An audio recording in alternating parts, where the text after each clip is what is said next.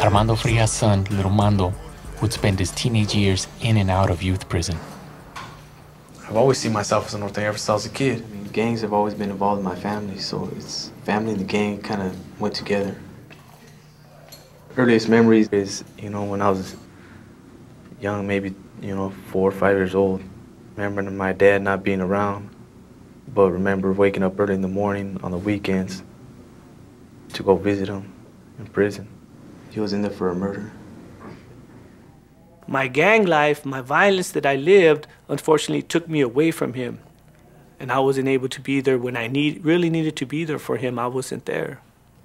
I've always wanted to be like my dad. I always looked up to older homeboys, and I remember the stories they used to tell when they used to get out, just being around, being young, going to parties and about, oh yeah, I did this now when I was over there, this is what happened, or, they didn't think I was listening, but I used to listen to a lot of, war stories that they used to talk amongst each other, you know what I'm saying?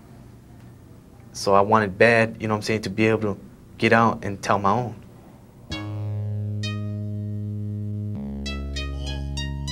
Norteños in the house. Armando Frias Sr. now visits Little Mando on Saturdays. I feel very guilty today about what I taught my son. I created a lot of what he is today. If I wouldn't have been gone so much, I could have led him a different route. If I would have known the things I know today about where all my life was gonna lead and my son's life was gonna lead, I would have never gotten involved in gangs the way I did. Visiting my son is always a difficult thing to do because every time I go visit my son, I want to take him home with me. And I can't do that.